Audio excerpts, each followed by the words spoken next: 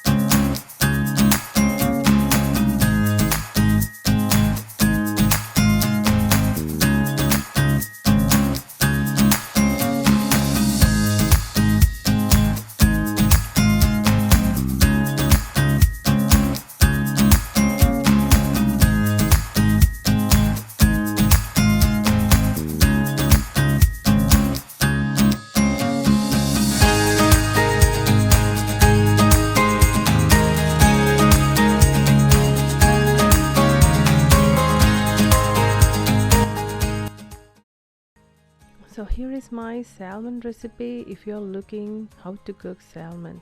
So salmon, this is very easy to make and very tasty, and even the fish, it's very soft, so kids love it. So if you want the recipe, just go to C4 Cooking my page and you can check for this one. Okay, C4 Cooking salmon recipe.